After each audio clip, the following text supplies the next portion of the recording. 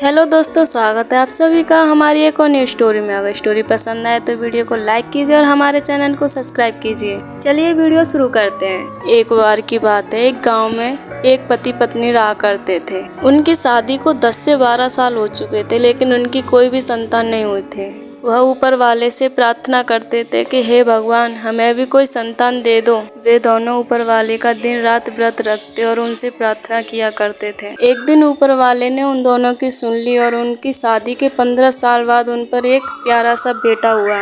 उन दोनों ने अपने बेटे को लाड़ और प्यार से पाला, उसकी हर इच्छा को पूरा किया। अब लड़का धीरे धीरे बड़ा हो रहा। लड़का दिन रात अपनी मनमानी करता, अपने माँ बाप की एक भी बात नहीं सुनता। फिर भी उसके माँ बाप उससे कुछ नहीं कहते थे। कहते थे हमारा इकलौता बेटा है, किसी न किसी दिन सुधर ही जाएगा। माँ बाप अपने बेटे को पढ़ाने लिखाने भेजते थे, लेकिन वह पढ़ने नहीं जाता था, हमेशा अपने दोस्तों के साथ घूमता रहता।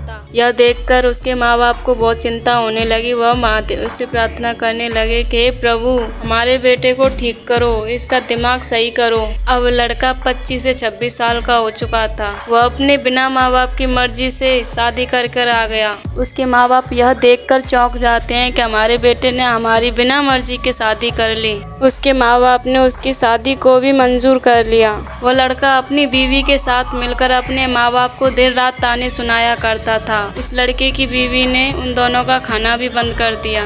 वे दोनों माँ बाप अब दिन रात दुखी रहा करते थे और ऊपर वाले से प्रार्थना किया करते थे कि हे प्रभु, आपने हमें ये कैसा बेटा दिया, हमारा इकलौता बेटा भी ऐसा निकला।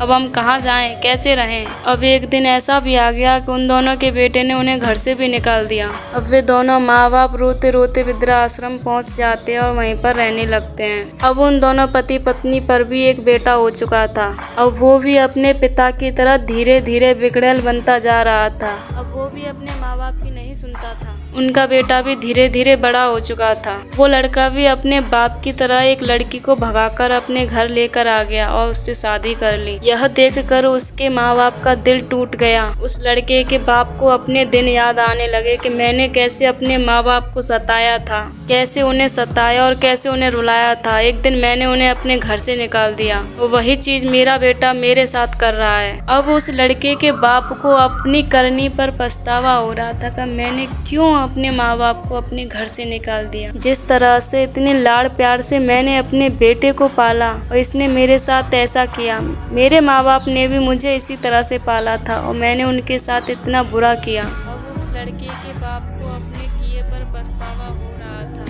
तभी वो भागता हुआ वृद्धाश्रम जाता है और अपने माँ बाप को ढूंढने लगता है, पर उसे उसके माँ बाप नहीं मिलते हैं। वृद्धाश्रम वाले लोगों से पूछता है कि मेरे माँ बाप कहाँ हैं, तो वे लोग बताते हैं कि अब उसके माँ बाप इस दुनिया में नहीं रहे। ये सुनकर उस लड़के का दिल टूट जाता और वो वहीं पर फूट फूट कर रोने लगता है। उसे अपनी गलती का एहसास हो जाता है। तभी उसका बेटा उसके पास आता है और कहता है, अब आप क्यों रो रहे हो पिताजी? आप तो यही चाहते थे ना कि दादी दादा दोनों मर जाएं, यहाँ से चले जाएं, तो लो वो चले गए हैं, अब मत रो आप। तो वो अपने बेटे से कहता है, मुझे माफ कर दो बेटा, मुझसे गलती हो गई। आज तूने मुझे एहसास करा दिया कि मैंने अपने माँ बाप के साथ कितना गलत किया था। आज अगर तू मेरे साथ ऐसा नहीं करता तो मुझे इस बात का एहसास कभी नहीं होता। मुझे माफ कर दे बेटा, मेरे माँ बाप मुझे छोड़कर चले गए, अब मुझे कभी नहीं मिलेंगे। तभी उसका बेटा मुस्कुराकर कहता है, नहीं पिताजी, दादा दादी कहीं नहीं गए, वो यहीं पर हैं। तो वो लड़का ये सुनकर चौंक जाता और कहता है, कहाँ? तभी उस लड़के के दादा दादी उस लड़के के सामने आ जाते हैं। तो वो लड़का भागता हुआ अपने माँ बाप के गले लग जाता और कहता है, मुझे माफ कर दो,